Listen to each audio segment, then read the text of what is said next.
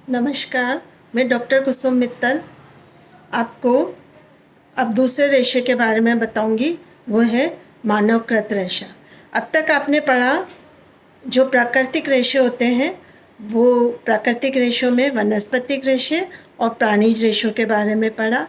अब जो आपको बता रही हूँ वो है मानवकृत रेशा। मानवकृत रेशा केवल एक ही है, वो है रेयॉन। रेयॉन जो है वो मानवकृत रेशे के अंदर आता है और इसे कृत्रिम रेशा भी कहते हैं।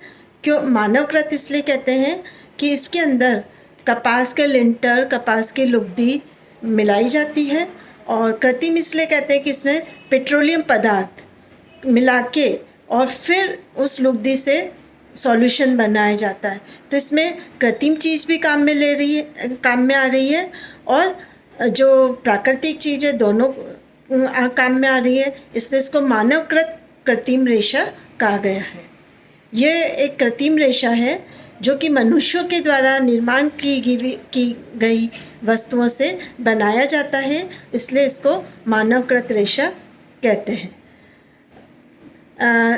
साइंटिस्ट को ये लगा कि क्यों नहीं हम एक सिल्क के जैसा कोई एक कपड़ा बनाएं जो कि सिल्क के समान चमकीला हो, आकर्षक हो, कोमल हो, सुंदर हो, लेकिन उसकी कीमत सिल्क से कम हो, क्योंकि सिल्क का रेशा धनाढ्य वर्ग का रेशा माना जाता है और सिल्क के रेशों की केयर भी बहुत करनी पड़ती है। तो साइंटिस्ट ने ऐसे एक वस्त्र की खोज करी है जिसको कि रेयॉन कहा जाता है।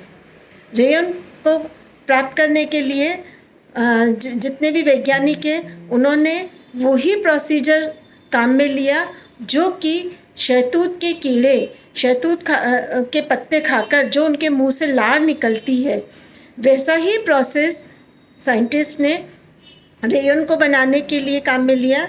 इसमें उन्होंने क्या किया कि कपास की लुगदी, लिंटर्स और ये सब मिला के और उसमें केमिकल पदार्थ को मिलाकर उसका एक गोल बनाया और उस गोल को बारीक बारीक छिद्रों से निकाला।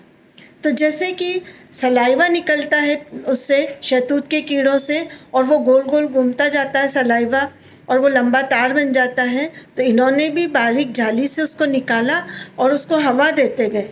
जैसे जैसे वो धागा सूखता गया और वो धागे के रूप में कन्वर्ट हो गया। तो सेम उसका इनोवेशन सेम है, लेकिन इसमें इन्होंने आर्टिफिशियल तरीके से किया, इसलिए इसको आर्टिफिशियल रेशा कहा जाता है। जो रेयॉन है, रेयॉन अपने आप में सुंदर, अद्वितीय, चमक लिए हुए होता है। इसमें लटकनशीलता बहुत होती है, बहुत सॉफ्ट होता है, इसलिए इसको गर्मियों में पहना जाता है, और सिल्क के समान ही इसमें सारी क्वालिटी होती है।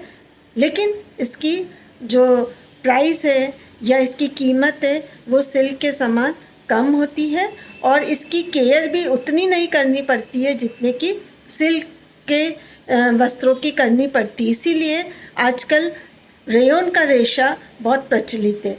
आज हम बाज़ार में देखते हैं जितने भी रेडीमेड कुर्ते आते हैं, गाउन आते हैं, वो ज़्यादातर रेयॉन के ही बने हुए होते हैं, क्योंकि ये सस्ते, सुंदर, टिकाऊ और चमकीलापन लिए हुए होते हैं।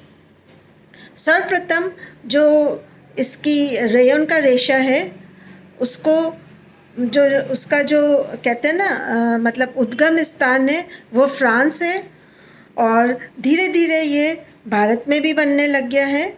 और इसकी रेयॉन का जो रेशा है वो बिल्कुल, उसका निर्माण बिल्कुल सिल्क के रेशे जैसे ही किया जाता है, इसलिए इसमें गुणों को भी माना जाता है कि सिल्क के समान ही होते हैं।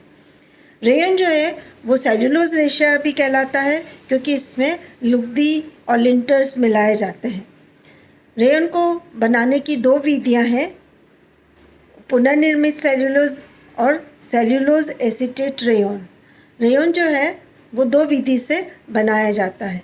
अगर आपको मैं शॉर्ट में बताऊं तो रेयॉन के अंदर विभिन्न प्रकार के केमिकल और मानवकृत कुछ चीज़ों को किसी अनुपात में मिक्स कर दिया जाता है, और उस सॉल्यूशन में वो लुगदी और लिंटर्स गल जाते हैं और एक वो पतला सॉल्यूशन बन जाता है। उस सॉल्यूशन को रोलर्स के ऊपर छेद होते हैं, उस छेद में से पास किया जाता है और साथ साथ में ब्लोवर्स चलाए जाते हैं, गर्म हवा देने वाले ब्लोवर्स चलाए जाते हैं, जिससे वो जो ऊपर से जो गिर रहा है वो सूखता जाता है और वो एक धागे के रूप में परिवर्तित हो जाता है। इसका मैं एग्जांपल आपको बताऊं तो हम लोग सेवई बनाते हैं, सेवई की मशीन में आटा डालते हैं और नीचे उसकी जाली लगा दी जाती है। उस जाली से वो जो सेवई है वो निकलती रहती है और सूखती रहती है और नीचे जाके वो एक सेवई का रूप ले लेती है। ऐसे इसमें मानवकृत रेयन में है कि जितनी मोटी जाली लगाएंगे उतना मोटा धागा प्राप्त होगा और जितना मोटा धागा प्राप्त होगा उतना ही मोटा रेशा कपड़ा बनेगा। वैसे ही सेम है कि अगर हम सेवई बनाते हैं तो मोटी सेवई चाहिए तो मोटी जाली लगाते हैं, पतली चाहिए तो पतली जाली लगाते हैं। सेम प्रोसेस से वो तैयार होता है। तो रेयन जो है वो अपन अब कह सकते हैं कि रेयन बनाने की जो विधि है अब मैं आपको डायग्राम के द्वारा समझाऊंगी अगली स्लाइड में।